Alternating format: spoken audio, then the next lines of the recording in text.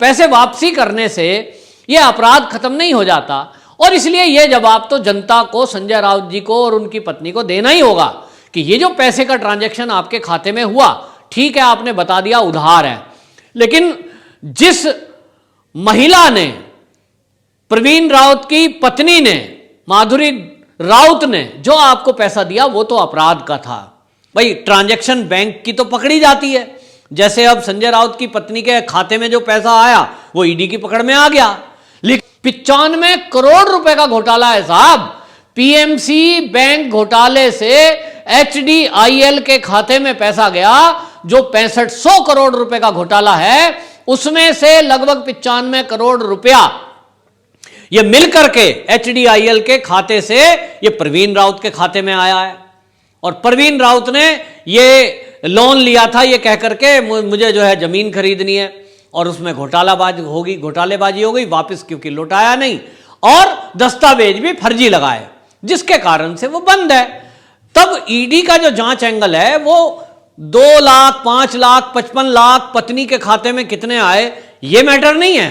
Matter ये है कि अगर कोई आपका संबंध है और वो किसी अपराध में, घोटाले में आपका संबंध वाला या दोस्त जेल में बंद है, तो कहीं आपने अपने पद का दुरुपयोग करते हुए, अपनी पहुंच का उपयोग करते हुए कहीं उस अपराधी की अपराध में मदद तो नहीं की।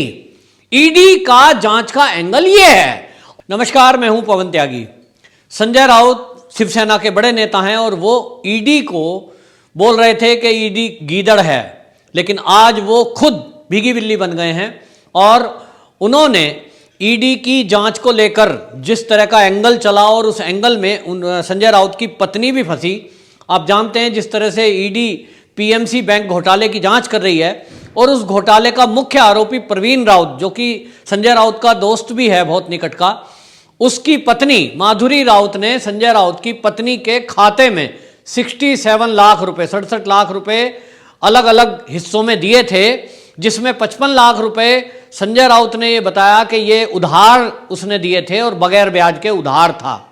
ये जवाब उन्होंने जब दिया, जब ईडी ने जांच की और देखा कि ऐसा व्यक्ति जो पीएमसी बैंक घोटाले में 95 करोड़ रुपए का जिसने घोटाला किया है, जिसने लगभग 1.5 करोड़ रुपया अपनी पत्नी के नाम में ट्रांसफर किया है, उसी घोटाले वाली रकम में से तो प्रवीण राउत की पत्नी के खाते में जो वो लगभग 1.5 करोड़ रुपया आया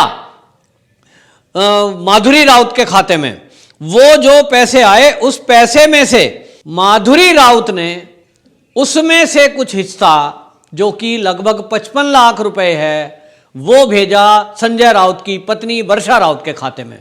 और जब ईडी ने पूछा, तो पूछने के लिए जब ईडी बुला रही थी, तब संजय राउत तरह तरह की धमकियां दे रहे थे, ईडी को धमका रहे थे, कहीं केंद्र सरकार को धमका रहे थे, और वो ये कह रहे थे कि आग से ना टकराए और हमसे ना टकराए, और देखें किसमें कितना है दम है। तो इस तरह की भाषा बोल रहे थे जैसे कि वो ईडी से युद्ध करने जा रहे हों और बड़ी हैकड़ी दिखा रहे थे। तो इस तरह की भाषा का इस्तेमाल कर रहे थे वो। तो अब जो है उन्होंने तो कुत्ता बोला था उनको कि कुत्ता है केंद्र सरकार का, इस तरह की अमर्यादित भाषा का इस्तेमाल संजय राउत ने किया था। लेकिन आज संजय राउत ईडी से डर गए हैं और उनकी पत्नी ने वो जो 55 लाख रुपए लिए थे वर्षा राउत से, वो वापस कर दिए। जब ये भी उन्होंने बयान दिया है कि ये जो पैसे हैं ये वर्षा राउत को वापसी जो दिए गए हैं मेरी पत्नी के द्वारा, ये इन्होंने ठाकरे फिल्म बनाई थी उसमें से कमाए हैं। मतलब ठीक है, आपने कुछ भी सफाई दी हो, कैसा भी पैसा आया और गया है, आपने जवाब देने के लिए कुछ बना लिया होगा। लेकिन बीजेपी के बड़े नेता किरीट सोमैया ने बाकायदा ट्वीट में फिर से टिप्पणी की है और उन्होंने कहा ठीक है आपने पैसे लौटा दिए, लेकिन हिसाब तो देना पड़ेगा। हिसाब किस बात का? हिसाब इस बात का कि प्रवीण राउत जो कि एक अपराधी है और जेल में बंद है, उसकी पत्नी और आपकी पत्नी संजय राउत जी दोनों ने मिलकर एक अवनी कंस्ट्रक्शन कंपनी बना रखी है, और वो जो कंपनी है दोनों की पार्टनर है, और वो पार्टनर मिलकर के कोई उस पैसे को लेते हैं, फिर उसके बाद उस पैसे से फ्लैट खरीद लिया गया है, और वो खरीद फरोख्त सारा हुआ है, बगैर ब्याज का पैसा है। कहां कहां इन्वेस्टमेंट हुआ, क्या क्या चीजें खरीदी बेची गई, ये सब एक जांच का विषय है और उसी की जांच ईडी करने में लगी हुई है। तो तब आप ईडी को धमका क्यों रहे थे? अगर इतनी सी सरल बात थी कि आपने बिना ब्याज के उधार लिया था, आपकी पत्नी ने एक दोस्त की पत्नी से, बिजनेस पार्टनर है, पैसा ले ही सकते हैं, आपस में लेते ही हैं, तो इसमें कोई गलत तो है नहीं, ना इसमें बौखलाने की जरूरत है, ना इसमें धमकाने की जरूरत है। मेरे दोस्त से मैं कोई पैसे उधार लेता हूं अपने काम के लिए, और मुझे अगर इनकम टैक्स या ईडी पूछे कि ये पैसे आपके खाते में कहां से आए, बेशक चाहे किसी ने हेरा फेरी करके डकैती डाल के वो पैसा लिया हो, तो मुझसे पूछेगी ना जांच एजेंसियां तो कि ये अपराध का पैसा है, इसका आपके खाते में आना क्या कहता है, तो मैं जवाब दूंगा कि मैंने तो उधार लिए थे। लेकिन आपको जानते होंगे संजय राउत जी कि किसी अपराध के द्वारा कोई धन अर्जित किया गया और उसको कोई यूज करके उसका लाभ ले तो दोषी वो भी होता है, और इसीलिए ईडी जांच कर रही है। ईडी आपकी जांच करती है तो आप बौखला जाते हो, लेकिन अगर आपने उधार लिया और कुछ करने की आपको डरने की जरूरत नहीं थी, तब आप लौटाते समय सफाई क्यों दे रहे हो कि साहब मैंने ये पैसा यहां से कमाया? आप जिस तरह से बोल रहे थे कि ईडी तो कुत्ता है, तो तुम तो शेर हो, तो भाई तुम शेर हो, वो कुत्ता बोल रहे थे, तो इसी तरह धमकाते रहते, मत करते वापसी, और वापसी कर दिया तो जवाब मत देते ना, सफाई क्यों दे रहे हो? आप तो बहुत बड़े नेता हो, तो आपकी तो बहुत चलती है महाराष्ट्र में, तब आप तो अपनी पत्नी को ईडी के सामने पेश भी नहीं होने देना चाह रहे थे। आपने सम्मन पे सम्मन आ रहा था, आपने कोई जवाब नहीं दिया। वो तो अलग बात है कि जब तीसरा सम्मन गया, और ये बताया कानूनविदों ने आपको बताया होगा कि अगर तीसरा सम्मन भी आपने इग्नोर कर दिया तो गिरफ्तारी का वारंट हो सकता है, और इसलिए आपकी पत्नी एक दिन पहले पहुंच गई, शिव सैनिकों का अंबार लेके गए, शिव सेनाओं की भीड़ लगा दी शिव सैनिकों की, क्यों? दबाव बना सकें।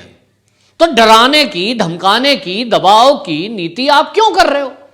भाई आपका एक मित्र जेल में बंद है, उसके साथ मिलकर के कहां कहां खरीद फरोख्त हुई, उसे प्रवीण राउत ने पालघर में फ्लैट खरीदने के लिए पैसे निकाले, 95 करोड़ रुपए का घोटाला है साहब।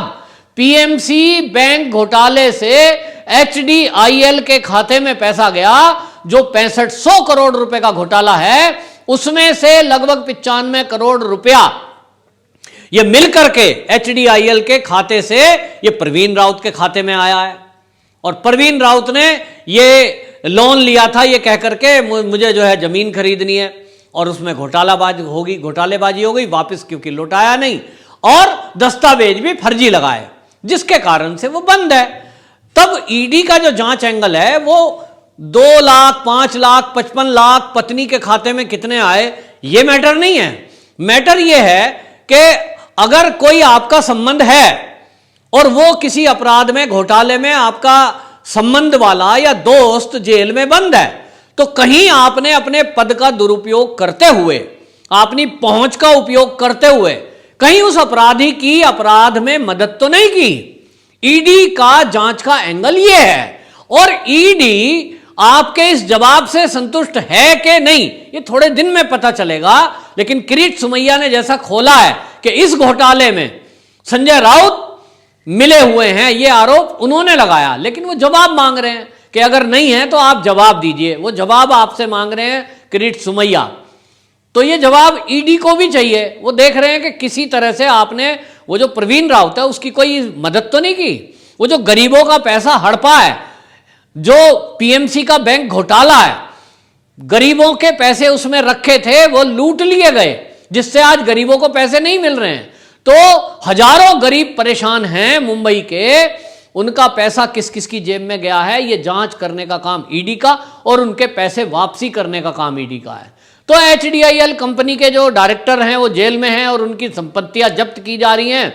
इसी तरह प्रवीण राउत जो संजय राउत का मित्र है, इसकी भी संपत्ति जब्त की जा रही है, और पिछले दिनों 72 करोड़ रुपए की संपत्ति अटैच की गई थी, जिसको जल्द ही नीलाम करके गरीबों का पैसा चुकाया जाएगा। तो पहली बार ऐसा देश में हो रहा है कि जिन लोगों ने बैंक के जरिए गरीबों का पैसा लूटा या बैंकों का पैसा लूटा, उनसे रिकवरी हो रही है, संपत्ति जब्त की जा रही है। और ये जो संपत्ति जब्त हो रही है ये बड़े बड़े नेताओं के, जानकार, पहचान वाले, ये सब के होने के बावजूद हो रही है। लेकिन ईडी एक जांच का एंगल उसका यह भी है कि जिन नेताओं ने या जिन अधिकारियों ने अपराधियों की मदद की है अपराध करने में, उन्होंने वो मदद किस बिहाफ पर की, उनका क्या स्वार्थ था, उनको कहीं इस एवज में कोई रकम तो नहीं मिली, रकम ना मिली हो, कोई फ्लैट तो नहीं मिला, कहीं कोई जमीन तो नहीं दी गई। भाई ट्रांजैक्शन बैंक की तो पकड़ी जाती है, जैसे अब संजय राउत की पत्नी के खाते में जो पैसा आया वो ईडी की पकड़ में आ गया।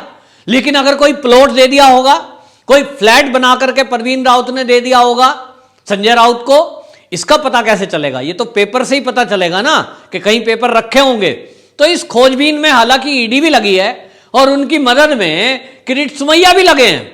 वो पता लगा रहे हैं कि ये जो इस समय तीनों दलों की सरकार, महाविकास आघाड़ी सरकार महाराष्ट्र में चल रही है, इसके अंदर कहां कहां क्या क्या घोटाले हो रहे हैं। तो आप देखेंगे आए दिन जमीन घोटाला खुलासा हो रहा है।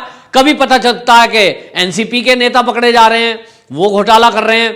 कभी पता लगता है नवाब मलिक है, उनका भांजा भतीजा रिश्तेदार वो पकड़े जा रहे हैं। क्या वो एनसीबी पकड़ रही है उनको कि वो नशे के कारोबार में लिप्त हैं, वो ड्रग पैडलरों से संबंध रखते हैं।